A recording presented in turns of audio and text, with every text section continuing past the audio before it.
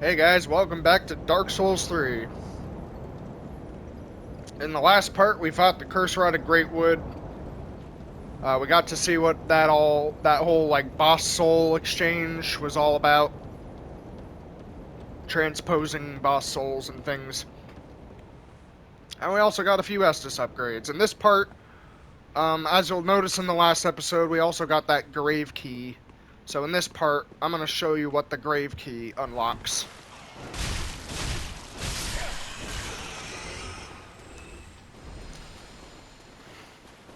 So yeah.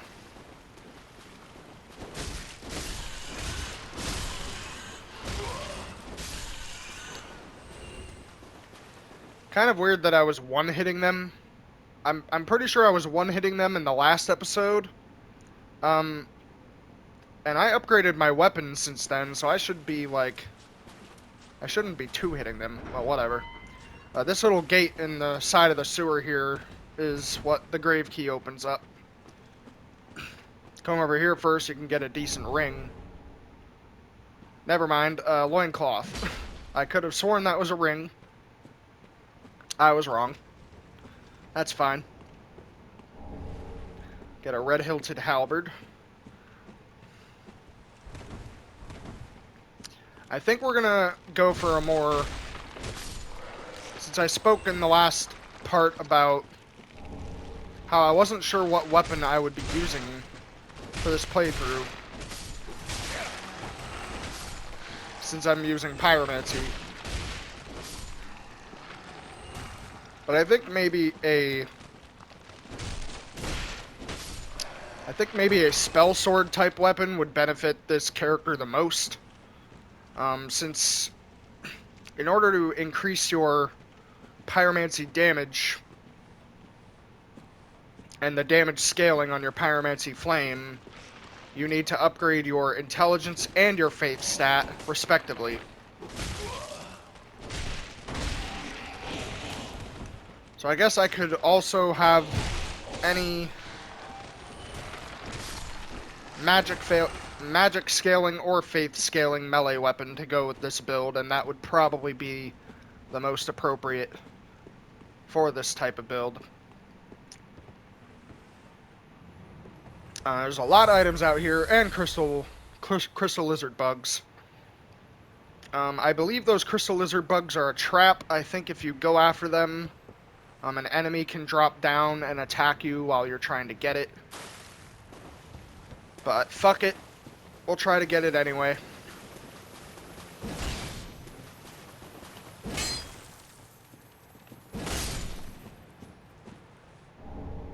Got a heavy gem.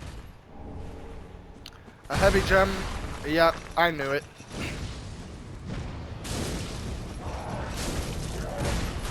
As you can see, he took a fireball to the face and he's still running at me, completely unhindered. Ow. Shit. Yeah, that heavy gem we got from the crystal lizard is basically...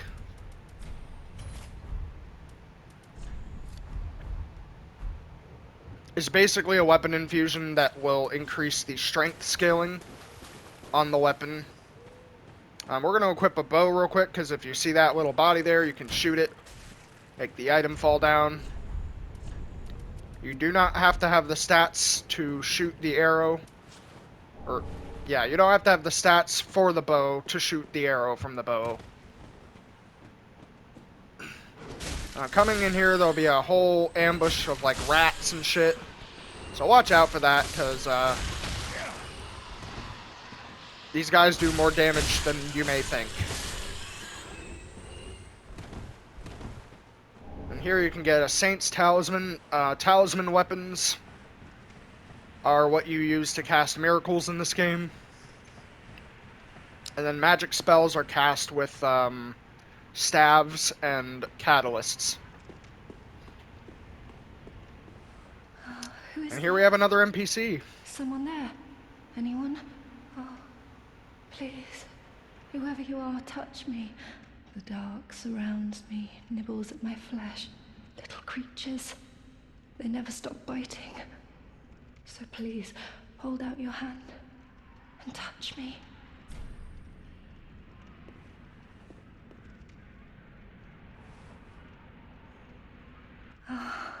Yes, there you are. So close, indeed. Then I am not entirely alone just yet. Praise the merciful gods above.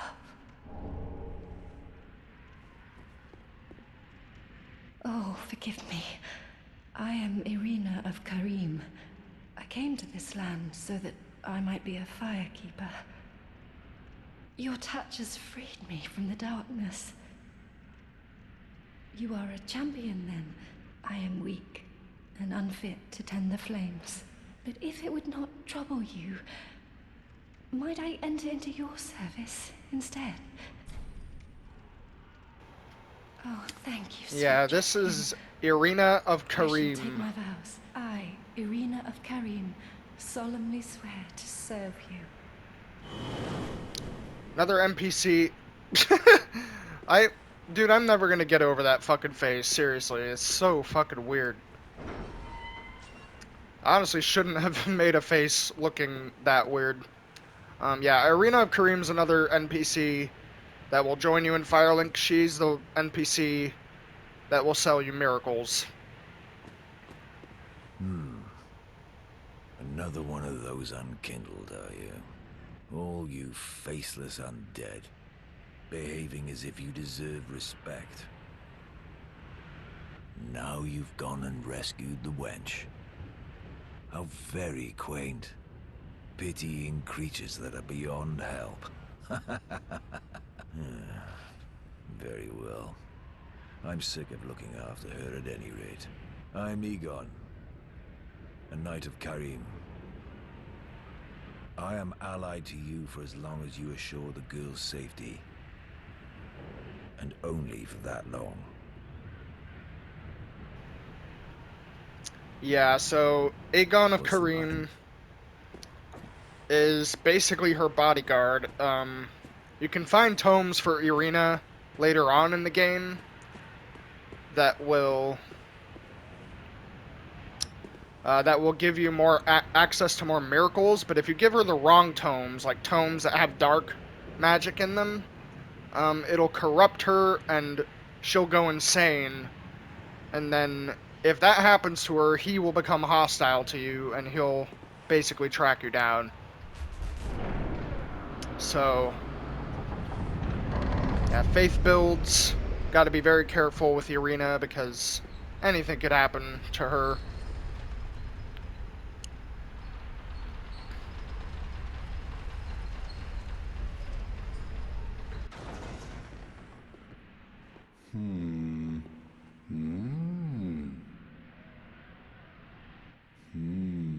Oh, pardon me, I was absorbed in thought.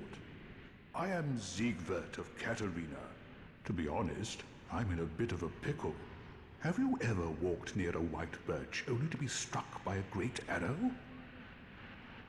Whoever it is, I'm sure I can talk some sense into them. But I have to find a way up. And that's just the trouble. This lift only goes down, you see, and... well, that doesn't get me anywhere. This is Siegwart of Katarina. He is basically the Onion Knight from Dark Souls 1. And he is a lovable old NPC. And I love him. He's talking about how this elevator only goes down. And he can't get to the giant at the top that keeps, striking us with arrows. But all you have to do is hit this switch.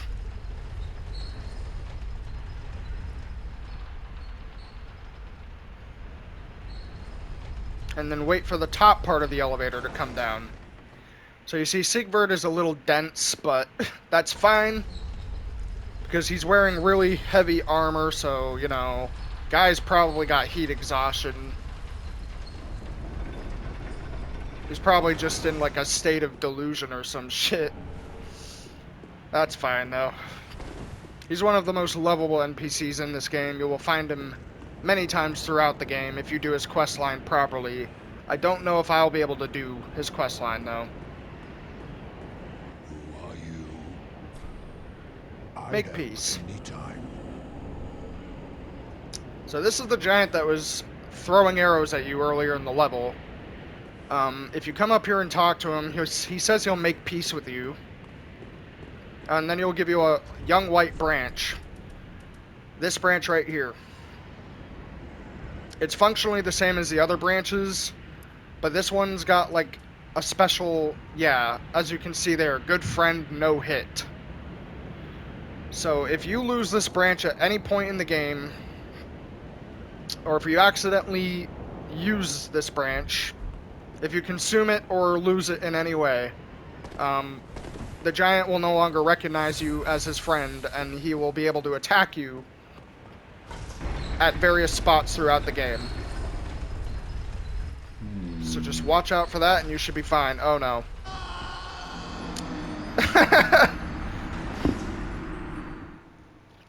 I tried to roll off of the elevator onto the scaffolding, which is where you're supposed to roll off to get to the next part of that area, and I accidentally missed the drop-off and fell to my death.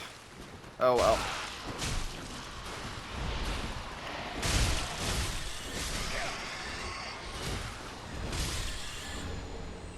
Alright. We'll just go ahead and run back really quick.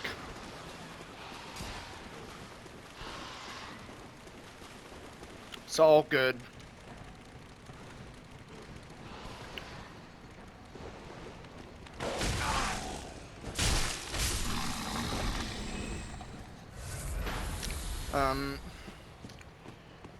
Yeah.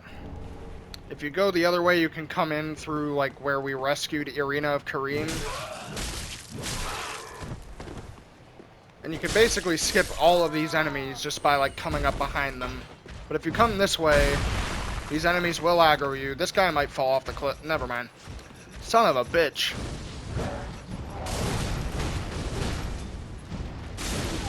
I was hoping we would get him to fall. That would make this significantly easier.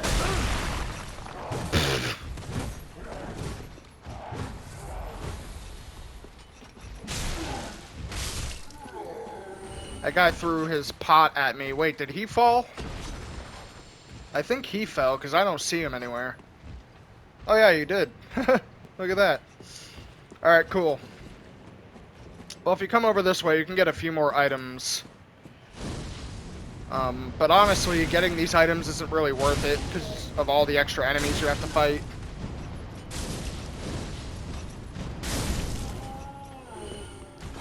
Not even very useful items, like a large soul item, whatever. There's a dog ambush over here, so watch out for that.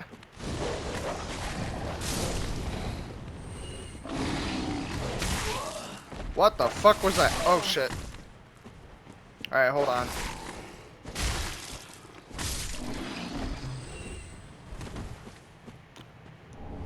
And the dog's regarding alluring skulls, which, in certain situations, alluring skulls can be very helpful, but, like, is it worth fighting 5 pot dudes and 3 dogs? No. Absolutely not.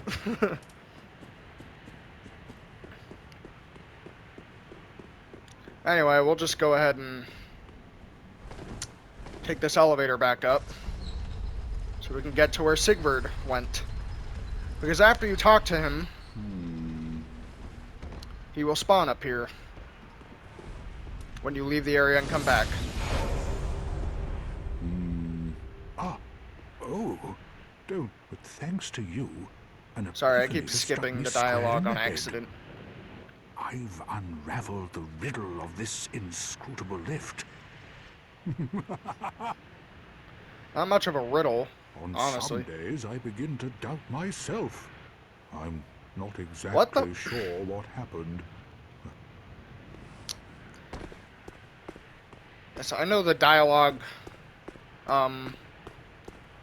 will auto advance forward. I don't have to push X to get to the next line, but like sometimes it'll just go really fast. And you'll accidentally skip a line or two, and it's kind of annoying. Anyway, there's a demon down here. He may seem threatening, because he is. But after you come down to this demon and aggro him, Sigvard will help you. So let's go ahead and aggro him. Come on. Hi. No! Well, it's too late now. Yo, get the fuck away from me, bro. I take word of What the fuck? Fight by order. Go away.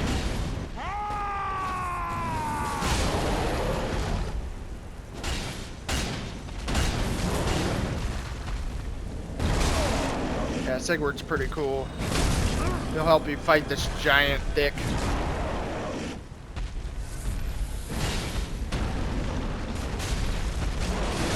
And he'll do a decent amount of damage to it too.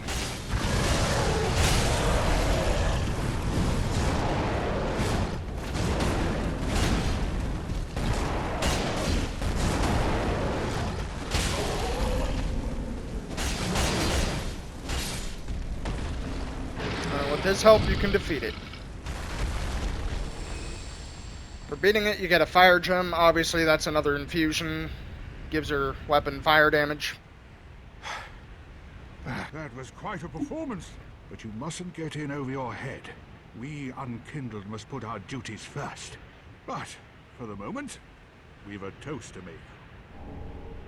And he gives you Sigbrew. Your valor, my sword, and our victory together.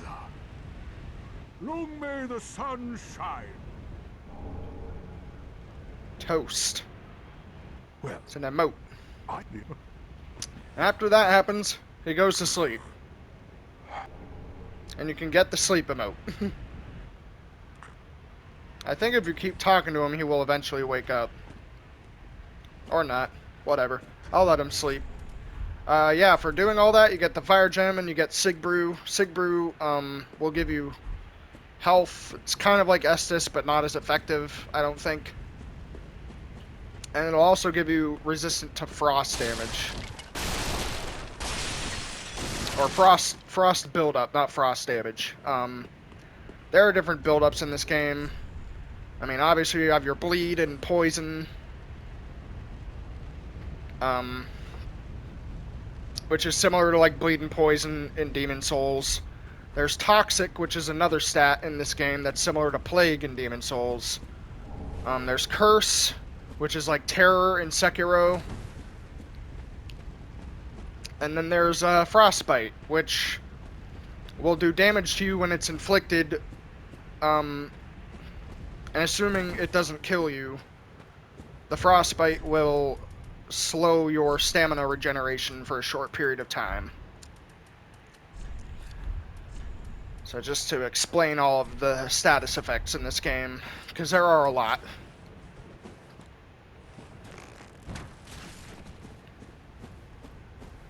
Here you can get a northern set. It's pretty decent starting armor. And here you can get a pale tongue, which is another one of the covenant items. I wonder how good I wonder if the northern armor's better. Oh yeah, it's way better. Hell yeah.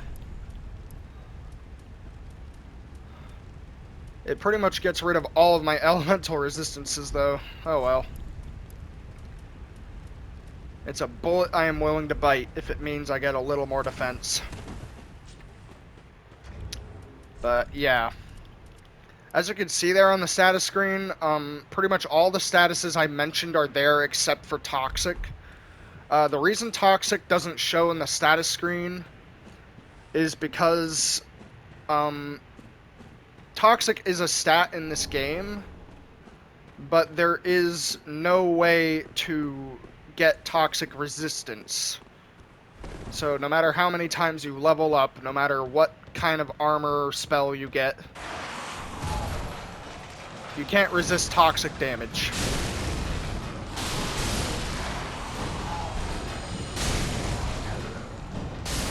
So that's why it's not on the status screen. Now we're just gonna go exploring through this building a little bit, because there are a few good items up on the top of this building.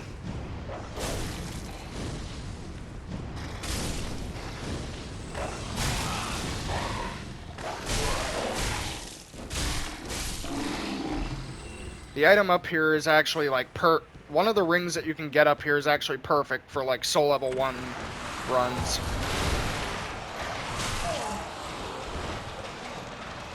And going up here, you can see there are 2 evangelists. I don't think I'm going to bother fighting these guys, because honestly, that would just be more painful than anything. I don't really want to deal with that. This ring in particular is the one I was talking about. It's good for soul level 1 runs, the Flynn Ring.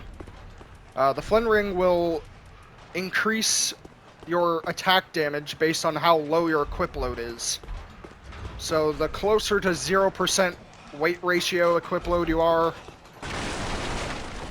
the closer to that you are, the more damage that ring will give you.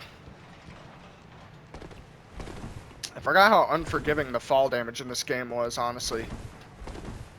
You can drop onto this little tower here. And then coming down here is another ring that you can get, which is really freaking good. I don't think we're going to survive this fall unless we drink our Sig Brew, I'm going to be honest.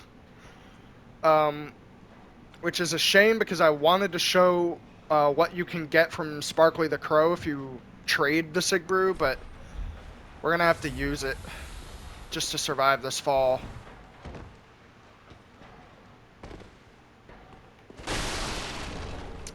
The fall damage in this game is not very forgiving, and you can find the Mira armor set there, which is also very good. I might actually use that over the... I'm going to use that over the Northern armor just because it looks cool. Like, look at that shit. Yeah, right there we also found the Corinthian Ring. That is honestly, arguably one of the best rings in the game. It raises your stamina recovery speed. The old King Doran enemy that you can fight in Demon Souls, an enemy that you otherwise wouldn't really be able to get to until the end of Demon Souls, drops a ring called the Eternal Warrior's Ring, which is basically the same as the Corinthian Ring. Which is why that's like the best ring in Demon Souls, is because there's no other way to really increase your stamina recovery speed in that game. And since so many armor sets will slow your stamina recovery, that makes the Eternal Warrior's Ring one of the best in the game. And obviously, for very similar reasons, the Corinthian Ring is one of the best rings in this game too, because stamina recovery is very important for just about everything. Now we're going to come through here, now that we've done all we need to do up there with Sigvard and getting all those extra items. We're going to come through, we're going to go through the bottom way this time.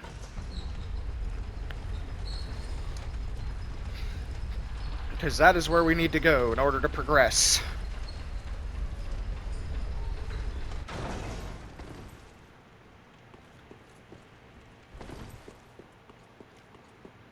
Alright. Now there's an enemy in here that is really hard to kill, especially if you're new. I think I'm just going to run past it because I'm low on health and I have no healing items. The good thing is, while you're opening doors, you're invincible. Enemies cannot hit you while you're opening doors. You have invincibility frames for that, so that's nice. And then also there's a bonfire right out here, so we can fight this guy now, and if we die, there's really no consequence. We will lose our Embered form, though.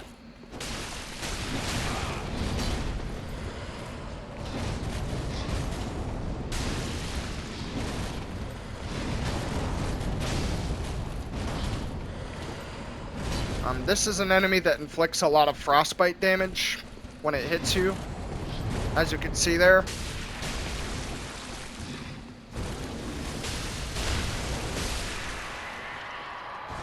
So it could definitely be pretty threatening.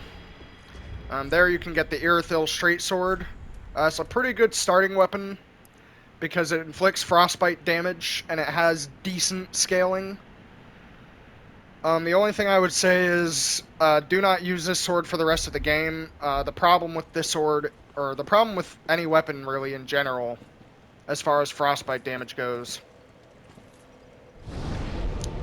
Is that, weirdly enough, most of the enemies in this game actually are immune to frostbite damage. So,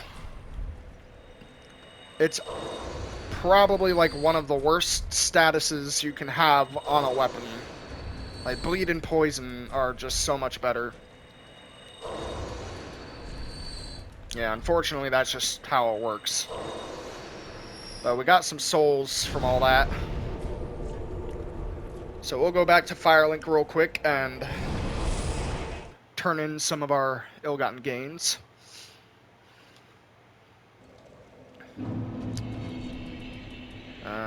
Yeah. Well, very well then. Hey. So, we've already done a lot of work on attunement.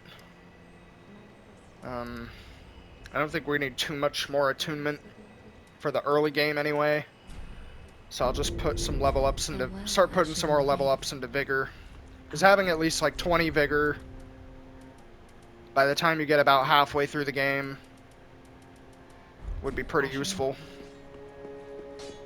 In my case, I'm going to try to have 20 vigor before then. Here is where Cornyx of the Great Swamp spawns. There you are, unkindled one. I wish to express my gratitude for that.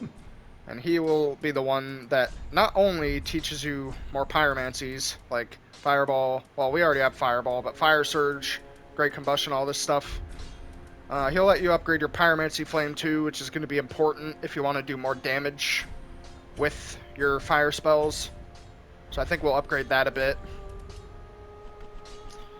And yeah, he also sells an armor, the Pyromancy armor set, so that's decent, I guess. We already know what Fireball does. Fire Surge is basically like Fire Spray in Demon Souls. It just sort of sprays fire in front of you in a weird pattern. And it's not that powerful, in my opinion. Great Combustion, I think we're actually going to get that, because that's pretty good. And I think we'll also get Flash Sweat, because that's pretty good. Do not be gone. What is it? I'll show you what Great Combustion does, because it's easier to show you what that does. As for Flash Sweat, that basically just gives you like 50% more resistance to fire damage. But as you can see here, it'll tell you how much FP it costs, how many attunement slots it will use, and what requirement of intelligence and faith you need in order to use it. So, right there on the right-hand screen. So yeah, the menu is there. It'll help you out. This is what Great Combustion does. It basically sets a small area in front of you on fire instantly. And believe it or not, that actually does a lot of damage to enemies. But you do have to be in like melee range in order to use it. So anyway, I think that'll do it for this part, guys. Again, I know, I'm sorry, this hasn't been very productive. I know we only really got through like half of the area in this video because we were busy like explaining shit and off getting some extra items. Honestly, just like I was saying a few videos ago, like this game is way bigger than Demon Souls. There are going to be a lot of parts like this where not a whole lot of progress is made. But that's just how this game goes, you know. Like I don't think this is going to be like Demon Souls, and I'm going to be able to tackle a boss in every episode, because this is a much bigger game. But regardless of all that, I hope you guys still enjoy the playthrough, because I'm still enjoying it so far. And with that, I'll see you guys in the next video.